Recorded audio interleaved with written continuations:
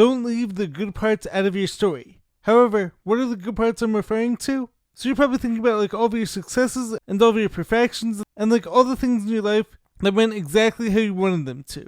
I am such a great guy. I am special.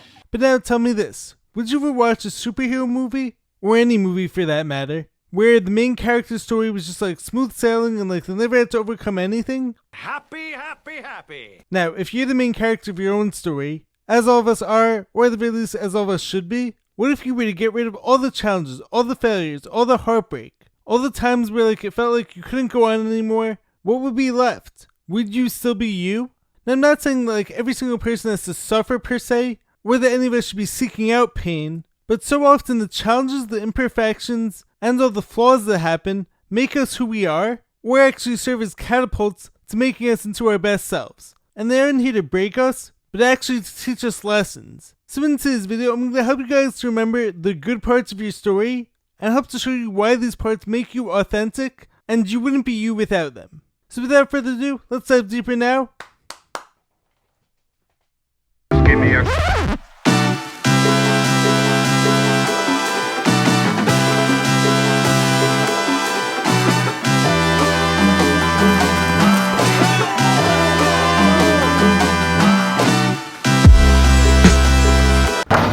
What's happening, guys? Welcome back to the Jared and James channel. I'm Jared Weiss. If you guys know it, must be not subscribe to the channel so you know what to do. Hit that subscribe button, be sure to leave a like, drop a comment, let me know your thoughts in the video. Follow me on every platform, and if you guys haven't done so already, make sure to check out my book, Fight Through by Jared Weiss. All links purchased on my website, which is jaredbryanweiss.com. It's JAREDRYANWEISS.com. Buy the book, support me, and make sure to check out all the awesome shirts on there.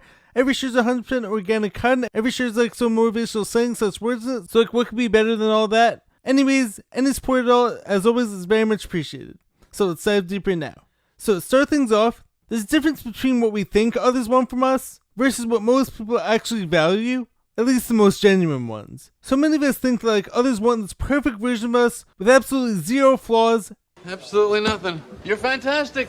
And of course, I'm a perfectionist myself, and no, this doesn't always have to be a bad thing. However, I heard a clip recently coming from Simon Sinek, where he was saying how like perfection is an assembly line. It's factory made. It's where the product is exactly the same as everyone that came before it, with no flaws, no imperfections, but also no human touch to it. But if that were truly quote-unquote perfect, why do all of us pay more for something that's handmade? She thinks her furniture should have a history, a story behind it. Well, this has a story behind it. I mean, they had to ship it all the way from the White Plains store. Those blemishes are also evidence of human, but it also means like no one else can replicate it. Our flaws are our own. Our failures, our imperfections. Yes, people out there may have similar stories, but no one has experienced them in the exact same way that we have.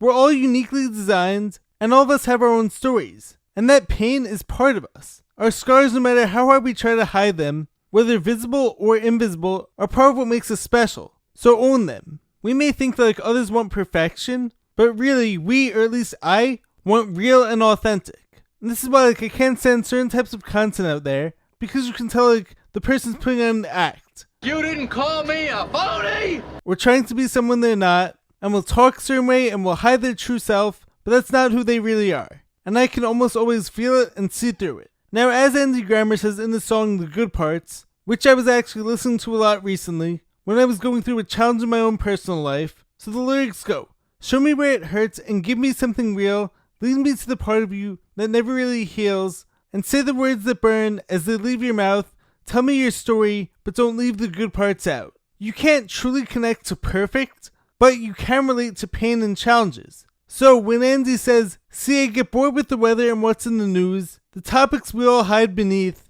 I can totally relate to this. I can only do so much small talk before I'm just like, this isn't worth it to me. As I spoke about during the video on the 4 types of people who you need to remove from your life, I need to be able to have deep conversations with you if I'm going to bring you into my inner circle. I need it! Having fun is great, and of course that is part of the equation, but 9 out of 10 times, that's going to fall short for me if I can't have a deep, meaningful conversation with you because I know that you're hiding something or trying to cover something up and you're not being real with me. And this goes for potential relationships or even friendships too. I can't build something meaningful with small talk, which is why I'm so protective over my energy and extremely picky when it comes to who I let into my inner circle. I have no room for fake and only want the most authentic people who are comfortable in their own skin. Sharing our true and full stories is actually one of the best ways to find our people and to find our tribes. Moving along, do we want to hear like that Batman never overcame anything, or that Iron Man never had to escape the cave with basically no tools and everyone thought like he was a criminal? I mean, how many of us are going to watch a movie where the good guy wins, the bad guy dies, and everyone just like lives happily ever after? And they lived happily Ever. after. Or what about the romance story where there was no struggle, everything just happened seamlessly, and once again, happily ever after? Is our favorite moment from the story ever just like the end, where the ultimate win happens? Or is it usually the moment where the character overcomes that struggle and starts to turn that corner that all of us were rooting for to happen?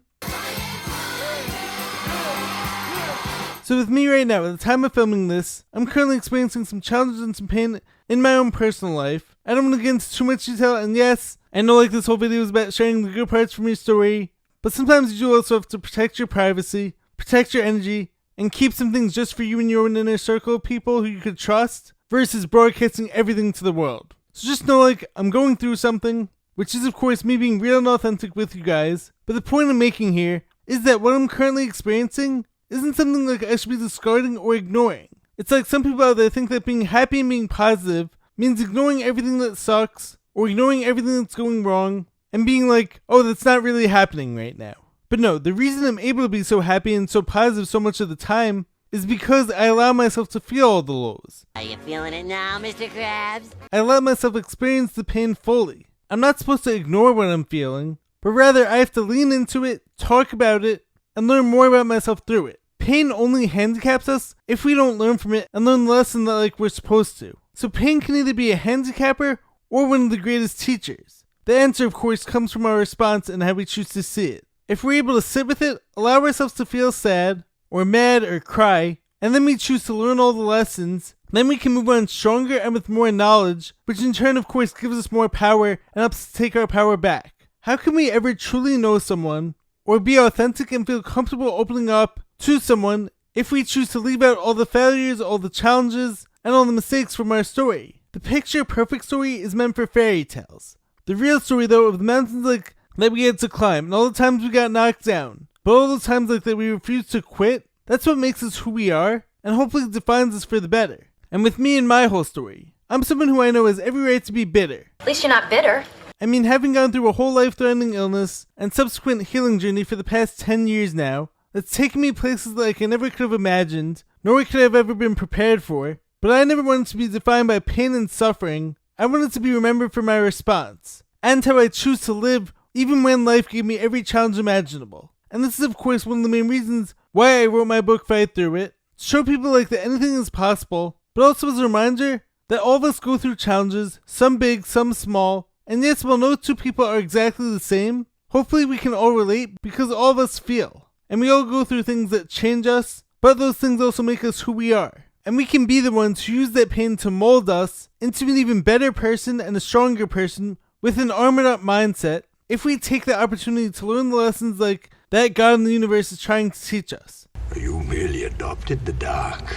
I was born in it, molded by it. And I believe sometimes the bigger the challenges are, the more of a spiritual leveling up that God is asking us to take in and to experience. So once again, if we take the bad parts out, which so often are actually the best parts from our story, what are we left with and what type of person are we? Now finally in this episode, a point I want to make, and hey, maybe it's just me, but this is actually what I like about TikTok as opposed to Instagram. And once again, maybe it's just me, but to me, I've noticed like TikTok feels more real. Not all the time, of course, and like I don't like speaking broad generalizations, and there are no hard and fast rules, but it's like Instagram feels a lot more like, whether it's the algorithm or the people on there, are only speaking about or showing what they think everyone else wants to see, and sometimes like ends up feeling too picture perfect. Fake. Versus TikTok, where I've discovered like a lot of people on there aren't afraid to show their pain and show who they really are beneath the whole mask. And no, I'm not saying like every person has to detail their whole story and to put the people who hurt them on blast, because I'm definitely not about that. And to be honest, I actually think like that's very weak and immature behavior in and of itself, because once again, some things are meant to be kept private. But what I like is when you can hear, I'm going through this pain, even without like specifics, and see others relate to this, and we can then hear how this person is getting through it. And that often helps us get through it, as long as we don't stay down there, of course, and use it like as an excuse. Now also another trap is, of course, some people start identifying with their pain too much without focusing on the solutions or working on healing, because it becomes easier to stay in that mindset and stay in that low feeling and just like to label yourself with that thing. But I'm disturbed. I'm depressed. I'm inadequate. And another issue with that is when people start thinking like there's something wrong because others or even strangers on social media will try to diagnose their pain. When most of the time there's nothing wrong with you, quote unquote. You're human. You feel and you heal. That's actually what's right about you. Whenever you're feeling something deeply, that's actually an indication that you're someone who's going through something that mattered to you and that's important to you, and so now you're feeling what you're supposed to. So remember to tell your story and keep living your story, but don't leave the good parts out. And remember that like the good parts aren't just what's perfect, aren't just what goes well, but the imperfections and the mistakes and tough moments that molded you into the person who you are now, and into the amazing person who you are now. And of course, while I am always telling everyone to do our best to focus on the good and to focus on the positive, this also does not mean ignoring the bad or the challenges, because feeling those and acknowledging those is actually the best way to overcome them, and then to get back onto the positive side.